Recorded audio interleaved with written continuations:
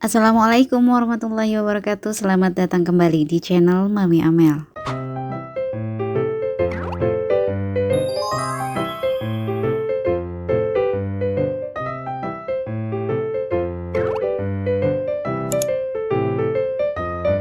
Mel.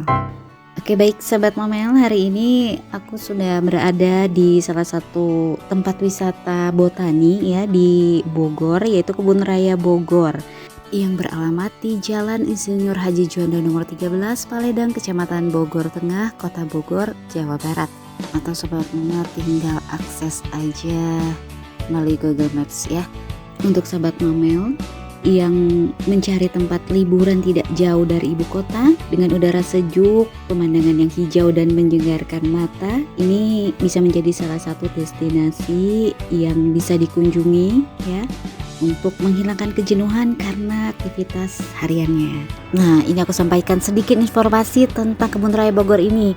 Jadi Kebun Raya Bogor ini atau Kebun Botani Bogor ini adalah kebun botani besar yang terletak di Kota Bogor, Indonesia, dan merupakan kebun raya terbesar dan tertua di Asia Tenggara. Didirikan pada tahun 1817 oleh pemerintah Hindia Belanda. Nah, sejak didirikan, Kebun Raya Bogor ini memang berfungsi sebagai pusat penelitian utama pertanian dan hortikultura. Nah, hingga saat ini Kebun Raya Bogor ramai dikunjungi sebagai tempat wisata, terutama pada waktu weekend ya.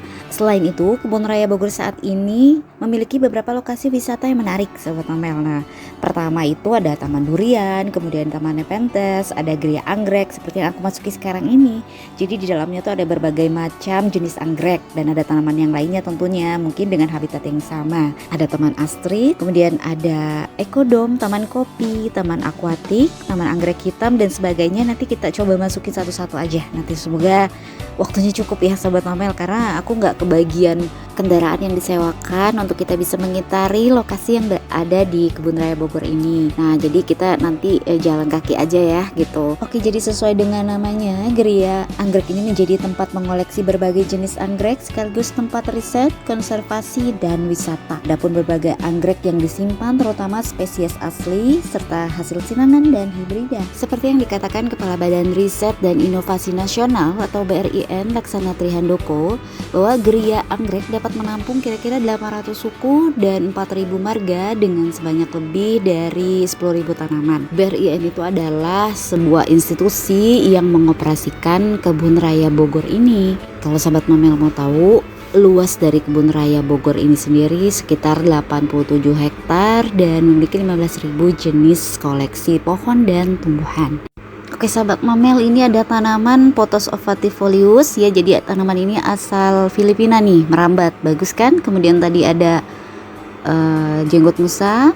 Nah, di sini banyak dari jenis anggrek bulan atau Phalaenopsis. Oke, sekarang kita menuju ke lobi ya. Nah, ini ada yang menjadi daya tarik dari Geria Anggrek Kebun Raya Bogor. Jika sahabat Mamel sudah ada yang pernah kesini pasti tahu nih apa namanya ya. Jadi ini tuh adalah vivarium anggrek. Kotak kaca berisi beragam anggrek ya, mengadopsi konsep vivarium yang mana berasal dari kata viva yang berarti kehidupan dan arium yang bermakna wadah. Jadi di dalam vivarium anggrek ini diciptakan lingkungan alami anggrek sesuai dengan habitat aslinya, yaitu hutan hujan tropis.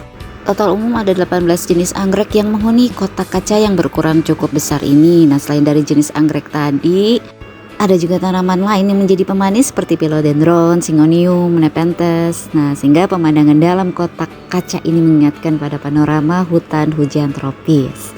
Oke, baik, selanjutnya kita menuju ke sisi yang lain dari Geria Anggrek. Ini ada air terjun, Sobat Mamel. Ini bisa menjadi spot foto yang menarik ya, Sobat Mamel. Nah, ini masih ada di sekitar Geria Anggrek ya. Ini ada rumah kaca anggrek Sujana Kasan. Jadi nama ini diambil dari sosok pecinta tanaman hias khususnya anggrek yang merupakan orang Indonesia pertama yang menjabat sebagai Kepala Kebun Raya Bogor. Nah, jadi ini kita bisa lihat dari bagian atas ya ke bawah itu seperti apa. Nah, ini banyak sekali pengunjung yang sengaja mengambil foto di sini ya, Sobat Mamel. Nah, untuk rumah kaca anggrek itu total ya berdiri di lahan sekitar 6.818 meter dengan koleksi kurang lebih 500 jenis bunga anggrek se-Indonesia. Kalau aku sih ya jujur Li ya, ke Kebun Raya Bogor juga udah seneng gitu, karena udah memadai sih menurut aku ya kan. Selain dari menghilangkan kepenatan dari aktivitas sehari-hari ya kan, di sini bisa melihat yang hijau, kemudian bisa berfoto, bisa mengajak keluarga ke sini ya kan.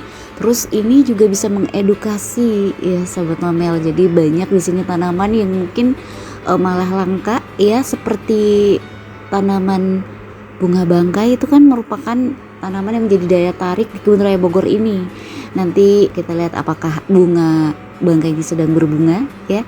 Oke. Nah, ini ada di satu tempat lagi, yaitu di sini Taman Pisang. Ada apa aja di sini? Jadi memang Taman Pisang di Kebun Raya Bogor ini merupakan sebuah taman tematik ya Sobat Mamel. Jadi memang semuanya bertema pisang yang memiliki konsep eko edu wisata, yaitu lokasi wisata konservasi yang berwawasan lingkungan dan mengutamakan aspek lingkungan dan pendidikan. Taman ini terasa sejuk banget ya, pepohonan hijau. Nah, taman ini dibangun pada tahun 2022 ya. Jadi di sini banyak berbagai macam tumbuhan pisang-pisangan. Tidak hanya pisang yang dapat dikonsumsi ya, tapi juga jenis-jenis pisang hias yang cantik dan menarik. Seperti yang tadi kita lihat di awal masuk, itu tadi ada kaletea pisang ya. Nanti di sini juga nanti Sobat Mamel bisa lihat, nanti ada banyak macamnya. Nah, di sini juga aku banyak menemukan tanaman pisang hias yang baru aku lihat loh Sobat Mamel. Ya, mungkin Sobat Mamel juga sama nih. Nah, ini Sobat Mamel, tahu nggak ini namanya apa? Ini adalah pisang hias Musa acuminata variegata Sumatera. Nah, di sana ada pohon pisang hias variegata Sobat Mamel. Ini lumayan masih mahal harganya. Waktu Covid kemarin ini bisa tembus sampai satu pohon itu 10 juta. Nah, yang uniknya buahnya pun itu berwarna variegata juga Sobat Mamel. Nah, kedua pisang ini masuk ke dalam keluarga Musaceae. Oke, lanjut. Oke, sekarang ke sebelah sini dia ada tanaman hias pisang-pisangan Heliconia cartacea atau sexy pink. Ini untuk bunganya nih, pisangnya ini berwarna pink Sobat Mamel. Terus daun-daunnya tuh ini seperti habis kena angin badai ya. Jadi berpotong-potong gitu, tapi itulah keunikannya. Nah, sekarang kita ke sebelah sini. Ternyata di sini ada taman yang lain nih. Di sini ada taman tumbuhan Quran. Kenapa? Nah, sebab yang pertama karena tanaman-tanaman yang ditanam di sekitar pekarangan masjid yang bernama Quran ini ada di dalam kitab suci umat muslim ya, di ayat-ayat di dalam suratnya ternyata Sobat Mamel. Jadi pohon kurma ini, nah pohon pisang-pisangan ini juga ada. Nah, gimana aku bisa tahu? Nah, ini ada penjelasannya di tulisan-tulisan yang ditempatkan di sini. Di situ ada keterangannya Sobat Mamel. Luar biasa ya, Masya Allah. Nah, lanjut, ini ada besi-besi yang sudah disusun seperti ini, seperti railing untuk anggur ya. Nah, ini pohonnya baru sampai sebelah sana, belum sampai sebelah sini nih Sobat Mamel. Nah, kita lihat lagi, susuri lagi ke sebelah sini. Di sini ada tanaman-tanaman yang aku nggak tahu, ternyata memang ada di dalam ayat surat dalam Al-Quran Sobat Mamel. Ini pohon jarak kepiar ya. Kemudian di sebelah sana ada tanaman pohon pisang Ethiopia. Oke, sekarang kita ke sebelah sini Sobat Mamel. Ini ada keterangan tentang buah anggur. Jadi anggur sih buah surga. Kenapa? Karena memang 11 kali dia disebutkan ya tentang buah anggur ini sebagai nikmat dari Allah. Dan manfaatnya Sobat Mamel, kalau Sobat Mamel mau makan buah anggur ini jangan dibuang bijinya, karena ternyata bijinya itu mengandung nutrisi antioksidan yang tinggi. Nah, di sini ada buah tin yang memang nama buah ini ada di dalam Al-Qur'an. Nah, manfaatnya sangat baik untuk menjaga kesehatan, apalagi untuk yang ingin mendapatkan keturunan. Nah, ini ada tanaman buah leci. Jadi selama ini aku cuma makan buahnya tapi nggak tahu pohonnya. Ada sobat mamel yang sama seperti aku nggak kayak gitu. Nah, kemudian ini ada pohon pomade atau delima ya. Kemudian sebelah sini ini ada tanaman ara ya atau tin ya, sama. Tapi ini pohonnya sudah lumayan cukup besar. Kemudian ini ada delima. Nah, menurut keterangan di sini ternyata pohon delima itu kesukaan Nabi ya. Wah, benar-benar mengedukasi nih kalau menurut aku ya kan. Nah, ini ada pohon zaitun. Jadi selama ini aku cuma mengkonsumsi minyaknya tapi tanpa tahu tanamannya seperti apa. Oke, kita lanjut lagi karena Kebun Raya Bogor ini bukan hanya tempat edukasi tapi juga memiliki banyak sejarah. Nah, terutama yang ada di depan ini aku sudah berada di Taman Astrid. Jadi taman ini berada di Jalan Astrid ya. Nah, di balik keindahan Taman Astrid ini ternyata ada sejarah yang perlu kita tahu nih. Nah, Jalan Astrid ini dibangun pada tahun 1929 dalam rangka menyambut kedatangan Ratu Astrid yang berasal dari Belgia. Nah, ini di sepanjang jalan Astrid ini ditanami karena hibrida atau disebut dengan bunga tasbih karena memang pada bunganya itu akan memiliki biji yang berbentuk tasbih ya. Nah, makna dari bunga kana yang berwarna merah dan kuning itu ternyata warna bendera Belgia, sobat mamel. Nah, ini kita lanjutkan lagi, ternyata di sini ada jembatan yang menghubungkan ke taman yang lain ya. Kalau sahabat mamel lihat ya, dari tadi kita berjalan ya, ini bersih ya, gak ada sampah. Jadi nyaman banget di sini sobat mamel. Oke, aku sebentar ke pinggir dulu. Di sini banyak pohon-pohon besar ya. Kita menuduh dulu sebentar karena panas banget sobat mamel. Ini udah tengah hari, jadi selain aku juga banyak nih orang-orang yang beristirahat ya. Ini pohonnya udah besar banget. Kita coba deketin salah satu pohon yang besar ini. Aku sebesar apa? Mungkin ini usianya bisa puluhan mungkin bahkan ratusan tahun ya, sobat mamel di sini itu. Ya kalau kita lihat dari pertama kali kebun raya ini dibangun 1817 berarti ada 200 tahunan ya sampai sekarang itu.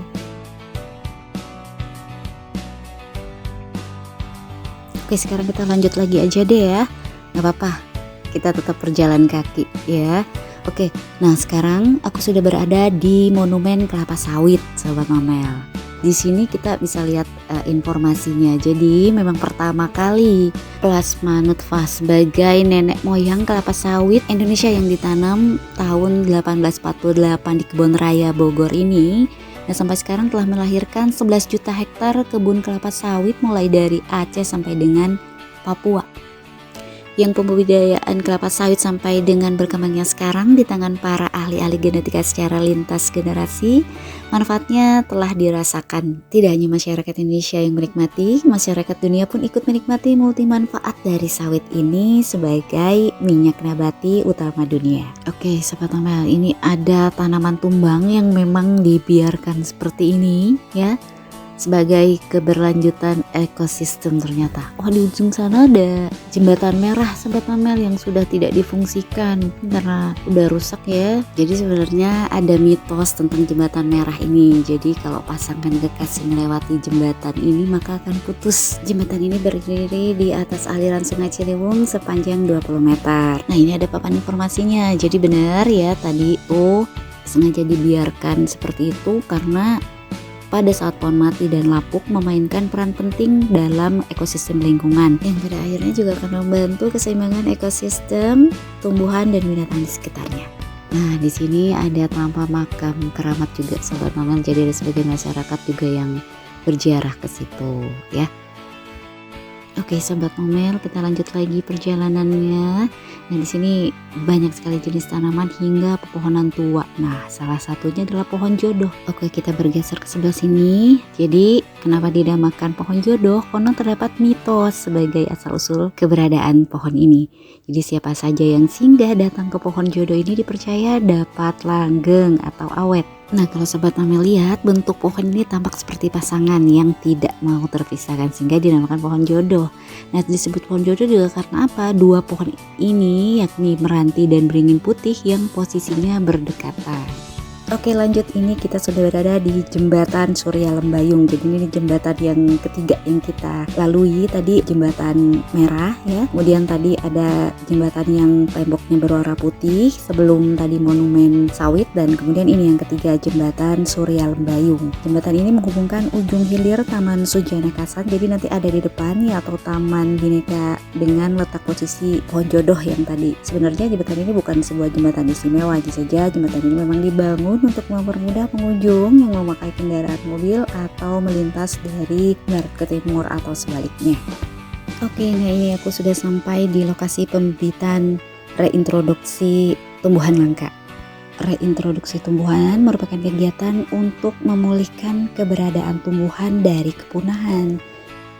Dengan kegiatan ini, tumbuhan diharapkan meningkat sintasannya, keanekaragaman hayati terpelihara dengan baik, spesies kunci terbangun dengan baik, dan manfaatnya jangka panjang. Oke, baik. Nah, sekarang kita sudah berada di Taman Sujana Kasan. Jadi seperti tadi sebelumnya aku sudah sampaikan ya, Taman Sujana Kasan atau Taman Bineka.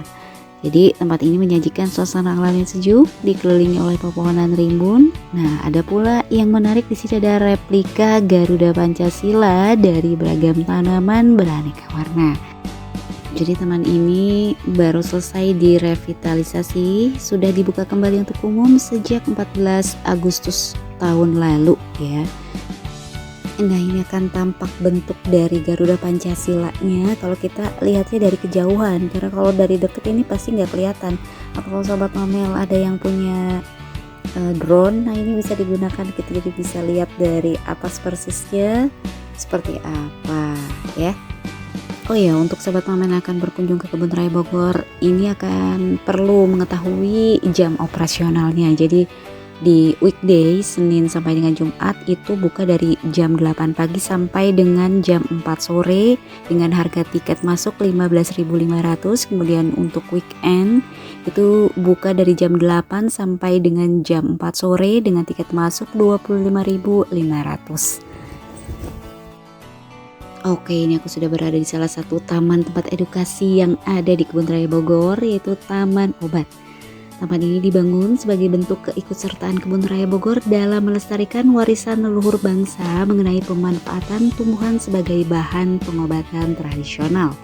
Taman obat ini didirikan juga bertujuan untuk menyediakan berbagai sumber informasi yang diperlukan oleh peneliti dan masyarakat. Nah, untuk koleksi tumbuhan obat yang ada di Taman Obat ini terdiri atas 52 famili, 116 genus, 143 spesies, dan 230 spesimen atau tanaman. Nah, menurut informasi yang ada, tadi tumbuhan obat yang tersebut dikelompokkan ke dalam 11 kelompok pemanfaatan, yaitu permasalahan kulit dan kelamin, pernapasan, aromatik, mulut dan pencernaan, otot dan tulang, organ dalam, afrodisiak tonikum, dan stimulan, permasalahan kewanitaan, penawar racun, obat demam, dan anti kanker. Kalau menurut aku sih taman obat ini udah keren banget. Karena apa? Jadi setiap tanaman obat di sini itu sudah memiliki plant tag yang terdiri dari nama lokalnya, kemudian nama ilmiahnya, serta ada barcode-nya, Sobat Momel. Jadi kita bisa langsung tersambung ke website resmi Kebun Raya Bogor. Nah, untuk barcode-nya tersebut berisi informasi tentang tanaman, mulai dari deskripsi tanaman, foto, sampai dengan fungsinya. Keren banget kan? Nah, ternyata untuk taman obat ini berada di satu area yang sama dengan taman kopi dan taman anggrek hitam, sehingga memudahkan para pengunjung untuk menjelajah taman tanpa harus keluar area terlebih dahulu. Nah ini ntar aku close nih, ini di planteknya kan ada barcode ya, seperti tadi aku udah sampaikan. Tinggal kita nanti baca informasinya, ini keren banget loh Sobat Momel, edukasi jadi tapi ya udah kekinian ya. Oke, kita lihat dulu sebentar nih, ada tanaman herbal Quassia amara atau amargo. Jadi ini ada bunganya ini warna merah.